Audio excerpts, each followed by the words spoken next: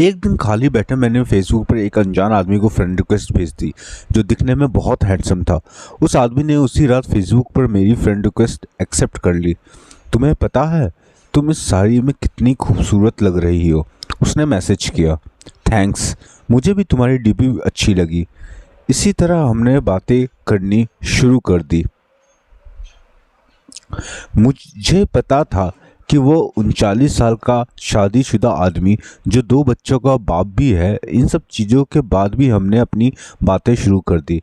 इतना ही नहीं, हमने अपना नंबर भी एक दूसरे के साथ बदल लिया। देखते ही देखते हम एक दूसरे के करीब आ गए और एक दूसरे के बेस्ट फ्रेंड बन गए। फेसबुक पर हम एक दूसरे के साथ बहुत ज़्यादा बातें करने लगे थे और सोशल मीडिया पर ज़्यादा से ज़्यादा समय बिताने लगे। दूसरी ओर उस आदमी को लगने लगा कि हमारे करीब आने से, इतनी लंबी बातें करने से वो अपनी बीवी से दूर जा रहा है। वो अपने बच्चों के साथ दूसरे स्टेट में रहती थी।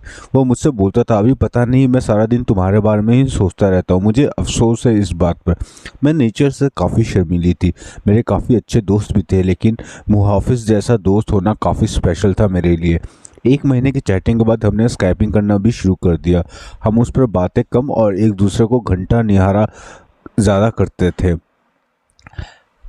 एक रात वह मेरे साथ वीडियो कॉल पर था। उसने बोला, ऐसे देखते देखते कहीं प्यार ना हो जाए। खैर, अब हम रोज ही वीडियो कॉल करने लग गए। हम इतने पास आ चुके थे कि अब हम एक रियल कपल की तरह बिहेव करने लगे थे। हम रोमांस करते थे, एक दूसरे को चिढ़ाते थे और थोड़ी लड़ाइयाँ भी करते थे। कहने का मतलब था कि एक 17 साल की लड़की को 39 साल के आदमी से प्यार हो गया था। जिस तरह से प्यार की कोई उम्र नहीं होती, उसी तरह से हम दोनों को भी अपना रिश्ता बिल्कुल गलत नहीं लगा। हमें नहीं लगा कि हमने कुछ गलत काम किया है। इसी दौरान उसकी बीवी और बच्चों इससे मिलने आए, पर वह फिर से मुझसे बात किया करता था। यहाँ तक कि अपनी बीवी के सामने भी मेरी कॉल उठा लेता था। उसी दौरान उसकी बीवी उस पर शक करने लगी, क्योंकि वो अब पहले जैसा बिल्कुल नहीं रहा।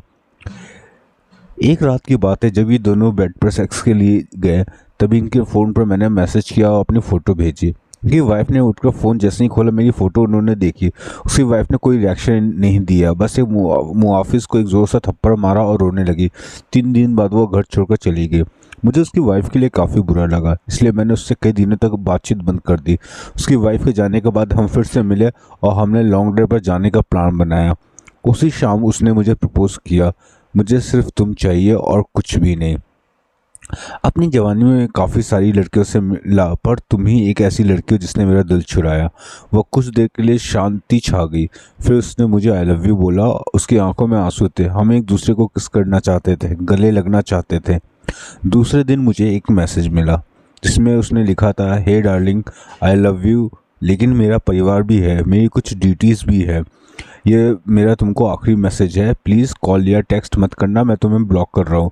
मुझे ऐसा लगा मानो मैं शादी के बाद विधवा बन गई हूँ। मैं बुरी तरह से टूट चुकी थी, काफ़ी परेशान थी।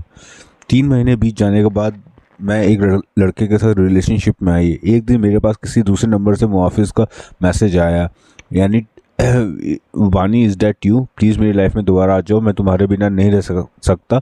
मैं समझ गई उसी का नंबर और फुट फुट कर रोने लगी। 1 घंटे की चैटिंग के बाद मेरा दिल फिर से पिघलने लगा। मेरे बॉयफ्रेंड को इन सब चीज़ों के बारे में कुछ नहीं पता था। मैंने उसे सब कुछ छुपा कर रखा था। मैंने पूरी रात केवल मुहाफिज से बात की। एक दिन मुहाफिज ने मुझसे अपने घर पर लंच के लिए बुलाया और मैंने हाँ करके चली गई।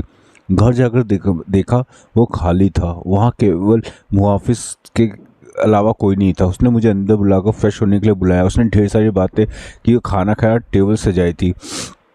तभी अचानक मैं जैसे ही पीछे मुड़ी, तब होठ पर थे। हम एक दूसरे को किस करने लगे। मैं भूल गई वो कौन है, वो और मेरी कितनी उम्र है। वो पहला टाइम था जब मैंने किसी के साथ सेक्स कर रही थी, वो भी ये जान के कि हम प्रोटेक्शन ली है या नहीं।